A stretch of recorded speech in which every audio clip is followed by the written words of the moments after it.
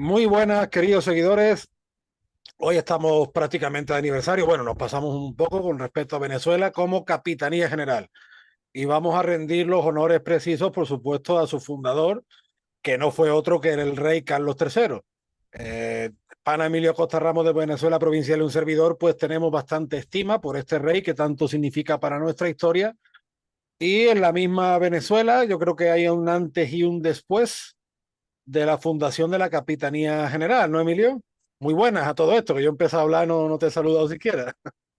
Sí, Antonio, bueno, antes que nada, darte las gracias por la invitación una vez más a tu canal de YouTube, Antonio Moreno Ruiz. Y sí, vamos a estar hablando, ¿no? De la creación de la Capitanía General de Venezuela, cómo cambió la historia de este territorio y de, por supuesto, la figura de Carlos III, que en realidad es el verdadero padre fundador de Venezuela, ¿no? Claro, porque nosotros tenemos metido en la cabeza el anacronismo, ¿no? Cuando se dice, por ejemplo, Bolívar liberó, muchas comillas, liberó Ujú. países, pero esos países no eran preexistentes. Son más bien países que se forman accidentalmente tras la ruptura de la monarquía católica. La misma España europea, en buena medida, tal y como la conocemos del siglo XIX, también es eso, ¿no? Pero claro, en el caso de la América española, eh, en el antiguo régimen había varios tipos de jurisdicciones, por así decirlo, que me perdonen los estudiosos en derecho, que voy a Ujú. utilizar un lenguaje no muy técnico, pero nosotros tenemos en la cabeza, Emilio, siempre la figura del Estado nacional, liberal, por así decirlo, que surge en el siglo XIX, pero cuando se funda la Capitanía General de Venezuela, en ese contexto del antiguo régimen, no es comparable a lo que luego va a ser la República de Venezuela o la República del Ecuador o la República del Perú. Más bien son estados nacionales que en el siglo XIX se tienen que construir, muchas veces se tienen que improvisar, como la España europea tuvo que o reimprovisarse en el siglo XIX.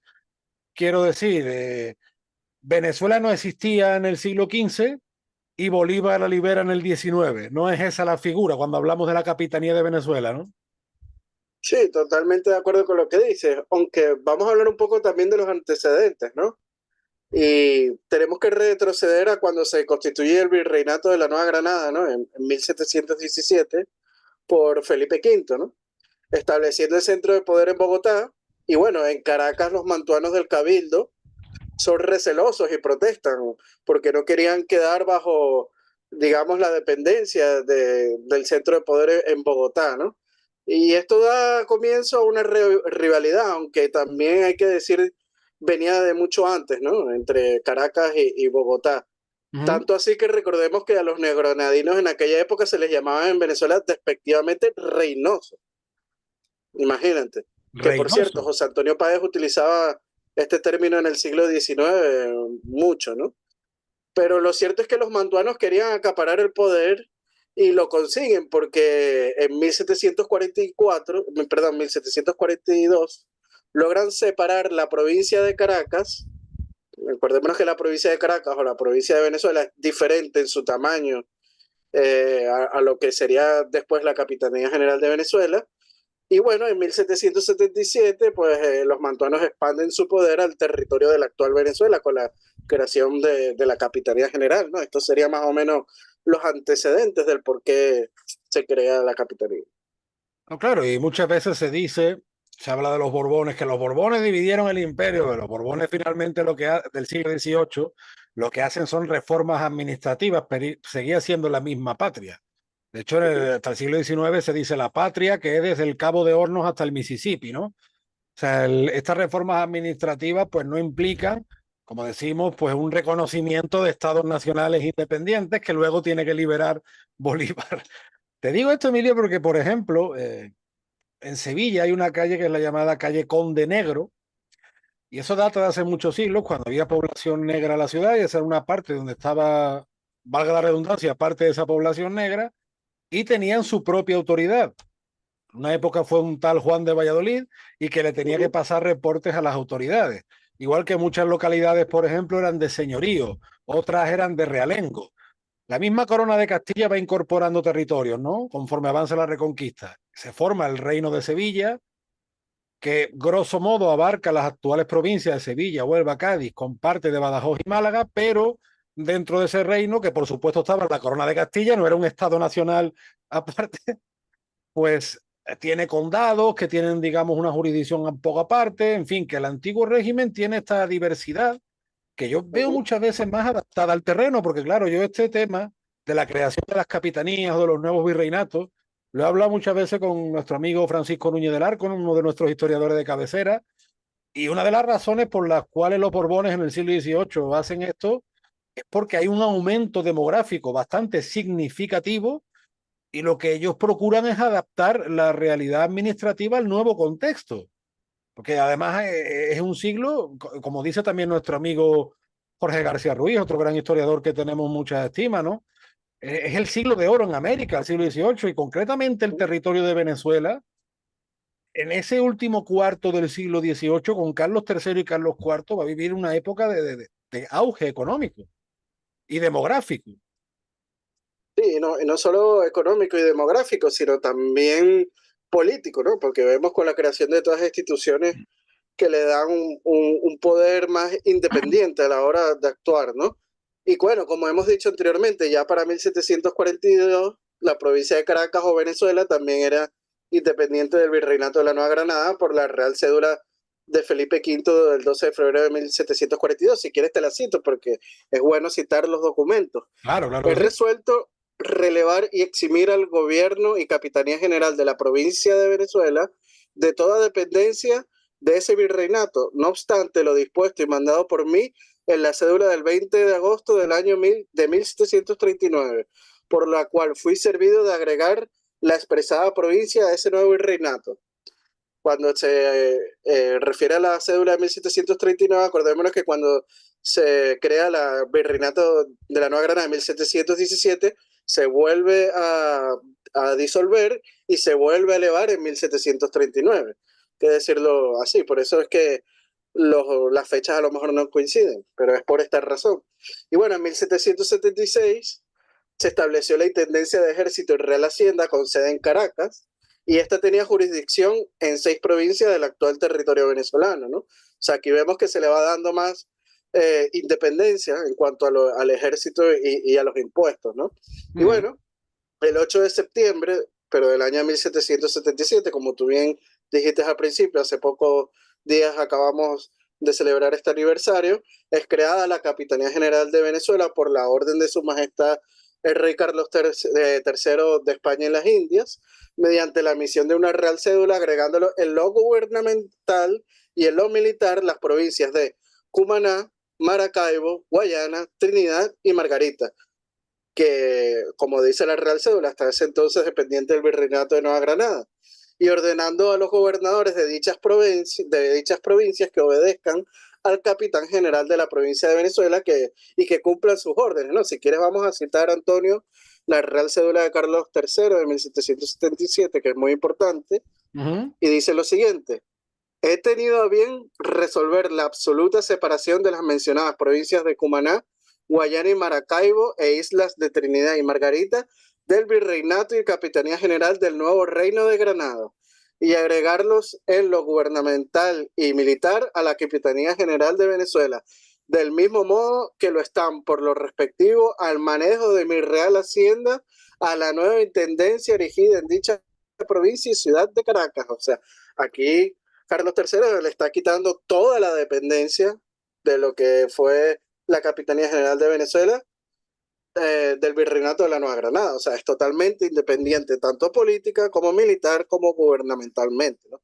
Por cierto, Uh -huh. Antonio, el amigo Andrés de la cuenta Zulia una historia, siempre nos recuerda que la provincia de Maracaibo y Mérida nunca estuvo muy de acuerdo con este cambio, ¿no? Ellos quisieron seguir dentro del virreinato, pero el cambio se debe a que los barcos llegaban más rápido desde La Guaira hasta Maracaibo que en caballo de Maracaibo a Bogotá, ¿no? Y las comunicaciones eran muy importantes para poder gobernar en aquella época, ¿no? Y con las distancias del continente americano, imagínate, que es que eso Claro. muchas veces no nos hacemos idea. Las distancias de Europa y las de América no tienen absolutamente nada que ver. Hay un libro, Emilio, que ya hemos hablado en alguna ocasión, que a mí me parece muy interesante, fue un libro además de mi época universitaria, que de Manuel Lucena Salmoral, que son las características del comercio exterior de la provincia de Caracas durante el sexenio revolucionario. Claro, él habla más de principios del siglo XIX, pero ya señala como en esos años anteriores de Carlos III y Carlos IV, los puertos de La Guaira, la Guaira de Puerto Cabello ya comerciaba muchísimo con Veracruz y con Santo Domingo.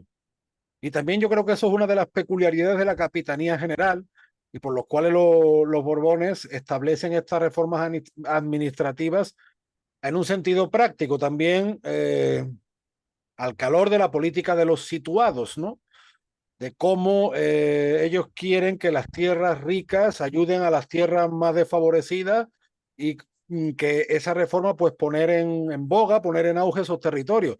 Y ese comercio con Veracruz, cuenta Lucena Salmoral, en esta época de Carlos III y Carlos IV, se ve mucho a través del numerario, entra mucho numerario de Veracruz en muchas monedas veracruzanas, por así decirlo, permíteme.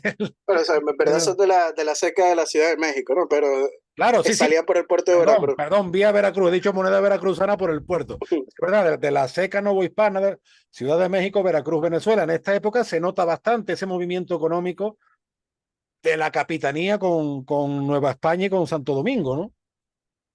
Sí, bueno, es que si nos ponemos a ver, desde el año 1777 empieza a existir, ¿no? Una nueva realidad jurídica, porque le otorga al capitán general con residencia en Caracas unos poderes autónomos que no tuvo con anterioridad nunca, ¿no? Y esto se debe a todo ese poder económico y toda esa demografía, toda esa inmigración que está recibiendo la capitanía general también.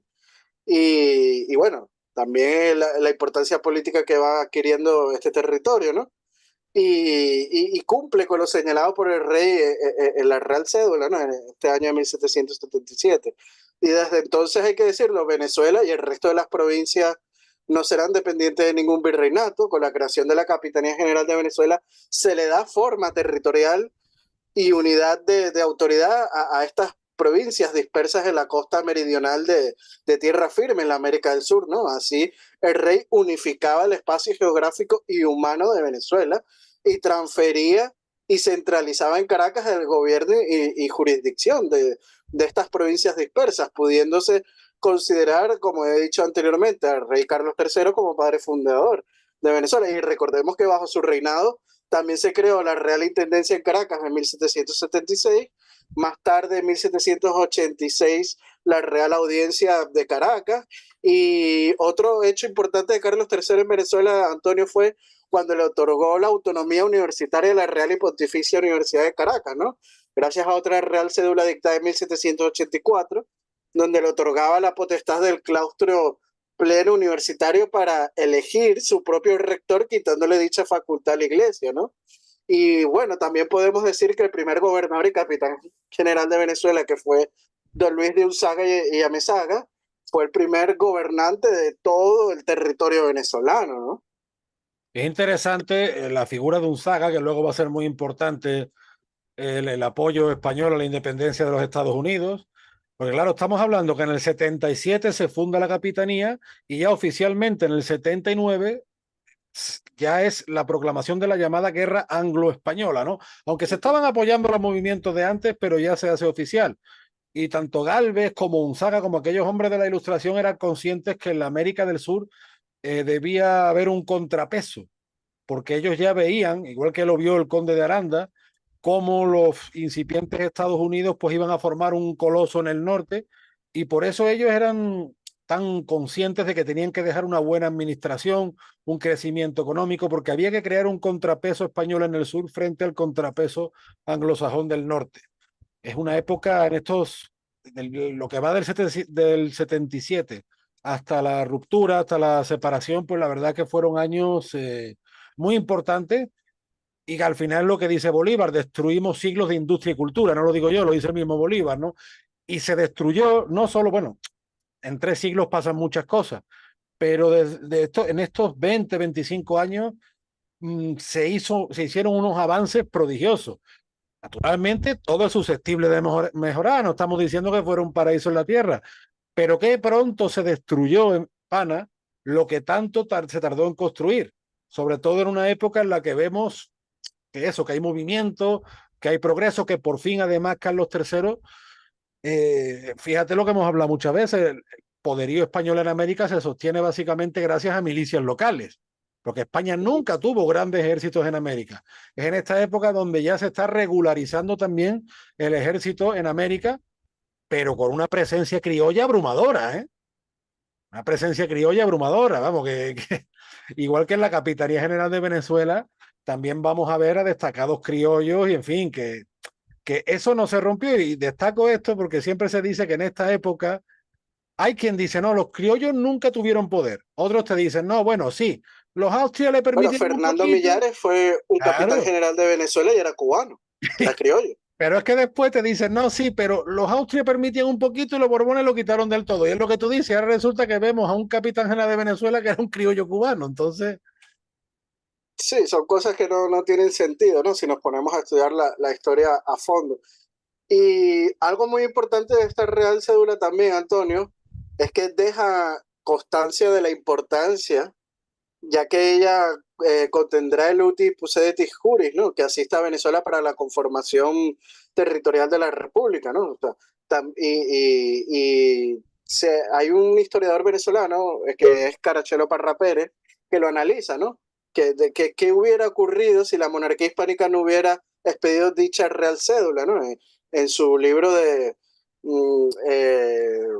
este libro que se llama El régimen español en Venezuela, ¿no? Que es muy bueno.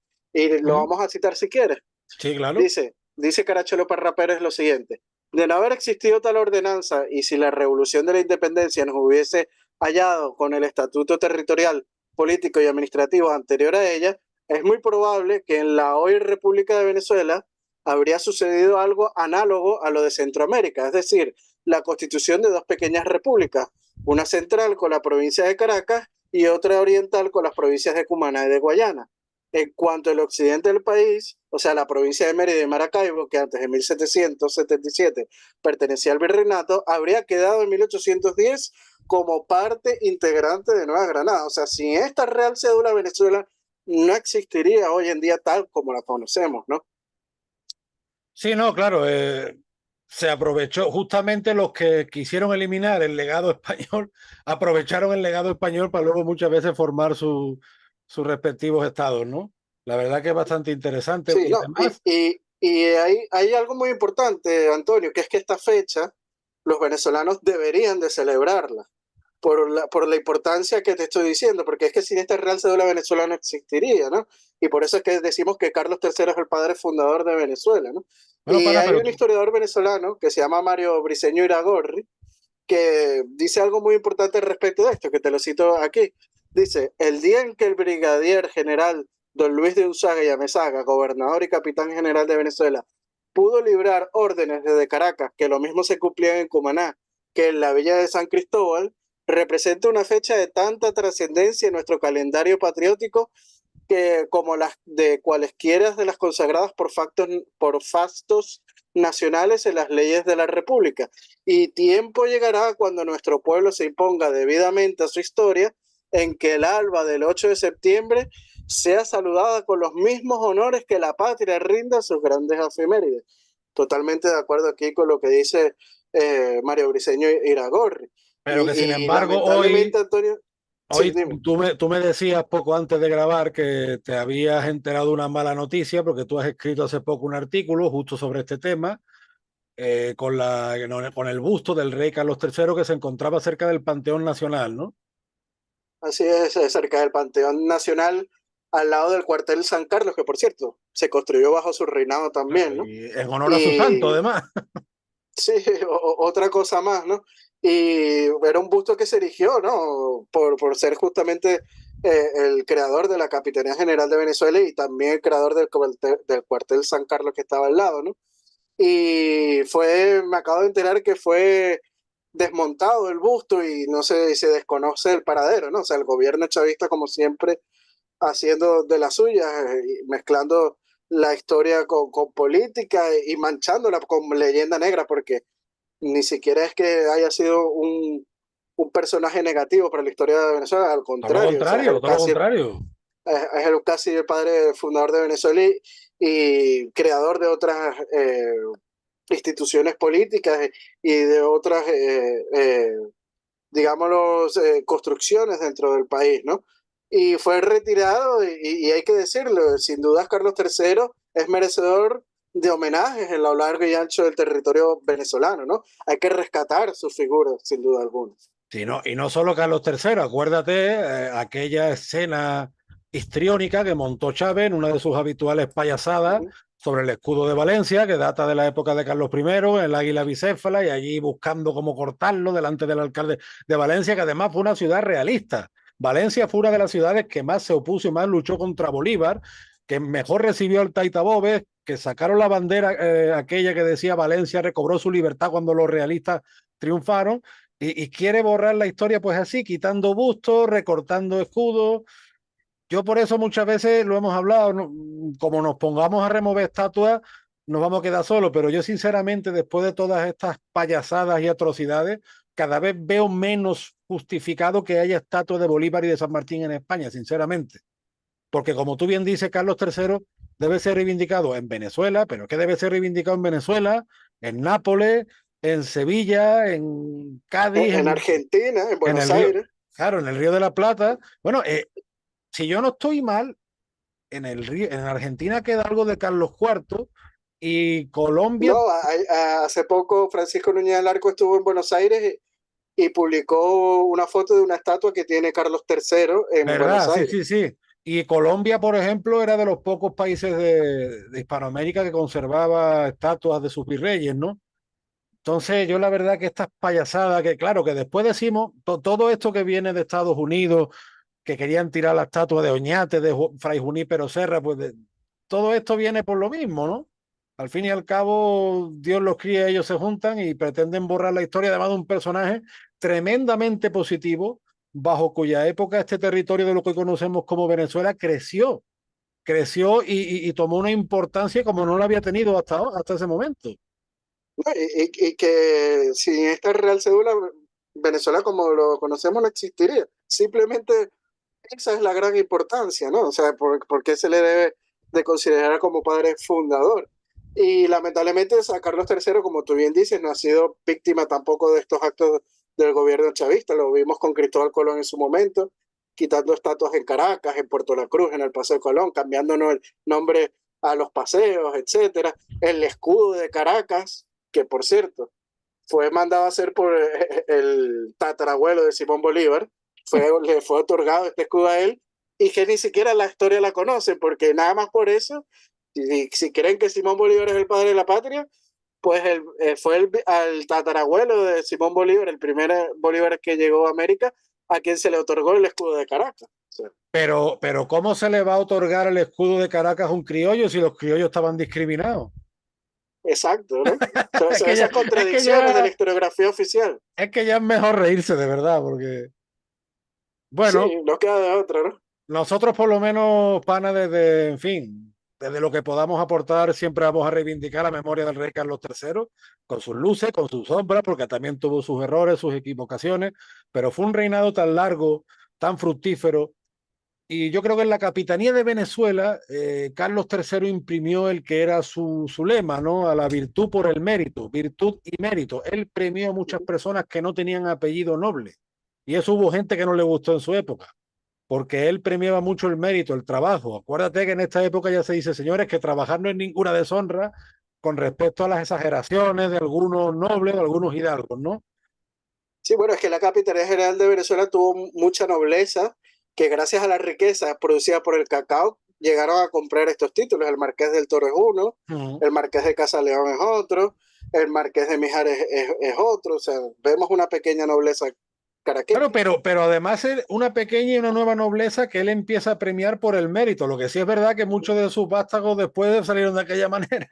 Pero su lema, el lema de la orden de Carlos III, que después, por desgracia, esa orden se le ha dado a cada personaje. Pero bueno, su lema fue eso, virtud, mérito. Y eso se vio en esos territorios americanos que tanto crecieron y tanto prosperaron, y en la misma España europea también. Así es, ¿no?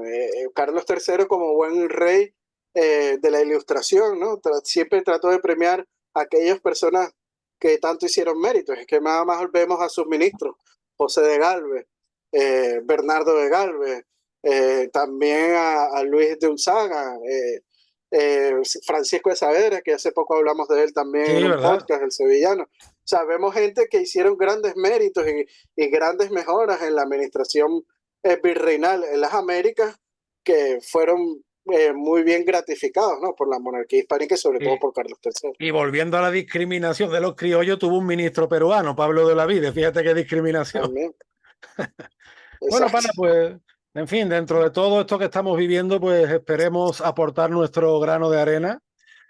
Como tú bien dices, Carlos III pues, fue el padre fundador gracias a esa cédula y gracias a ese trabajo por la Capitanía General de Venezuela. No en vano, la marcha real es de la época de Carlos III, ¿no? Que dice que está inspirada en las cantigas Y del el rey Pablo. pabellón nacional también, El pabellón Carlos nacional y que Wanda. nace como bandera de la Marina Española en el año 1785, 28 de mayo, está perfectamente documentado. Seremos el único país del mundo que no tiene Día de la Bandera y lo podríamos y deberíamos tener gracias a Carlos III, el 28 de mayo, ¿no? El Aunque, mejor alcalde de Madrid, entre otras sí cosas. señor, aunque yo sé que me van a decir, no, pero en la época de Carlos III no era bandera nacional. Bueno, ya, pero ahí está el precedente, ¿verdad? Es que aquí, Claro. Es el para origen. algunas cosas somos muy puristas y para lo que nos conviene le buscamos tres pies al gato. Para lo que no nos conviene, no, ¿sabes? Porque los que se ponen muy puristas con estos temas después te dicen que o la Venezuela de Bolívar tenía 1.000 millones de años. O los separatistas antiespañoles, como que Euskadi, entre comillas, ese término que se inventa Sabino Arana, pues son naciones milenarias y España no existe. Cuando tenemos estos precedentes, pana, y estos ejemplos tan claros, ¿no? Y muchas de las cosas que identificamos hoy, pues vienen de esta época, de la época de Carlos III. Por desgracia, en pocos años, cuestión de, pues, no sé, 20, 25 años, la historia cambió no precisamente para bien, pero yo creo que conociendo la historia podemos cambiar las cosas para bien. Vamos a intentar confiar en eso y como siempre, pana, Rescatar esta gran figura, ¿no? Que ha dado tanto, no solo a Venezuela, sino a la monarquía hispánica en general, como hemos dicho estos últimos minutos, ¿no?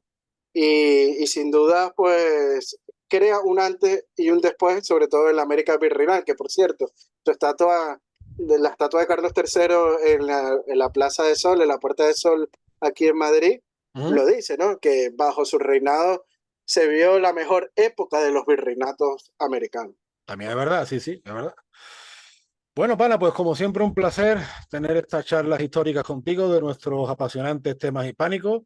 Desde aquí siempre recomendamos a nuestros seguidores que sigan tus redes de Venezuela Provincial en Twitter, en Instagram, en YouTube, tus artículos que siempre son punteros. De vez en cuando te peleas con el mundo, pero bueno, son gajes del oficio y si no, camino de Guanajuato, ¿no? Camino de Guanajuato, ya llorar con las momias de Guanajuato. Se trata siempre de debatir bajo el más riguroso respeto, ¿no? Y bueno, también recordarle a los seguidores de Venezuela Provincial seguir a Antonio Moreno Ruiz en sus redes, su canal de YouTube, Antonio Moreno Ruiz, también el de Venezuela Provincial, suscribirse. Y Antonio está en las redes sociales, en Twitter como un andaluz indiano, en Facebook está también como página oficial de Antonio Moreno Ruiz. Aprovechamos, Antonio, de decirles al público que si les gustó este video, darle me gusta y compartirlo para así llegar a más personas. Y si quieren ser también mecenas o patrocinantes de nuestro proyecto de investigación histórica, puedan hacerlo a través del Patreon, tanto de Venezuela Provincial como de Antonio Moreno Ruiz.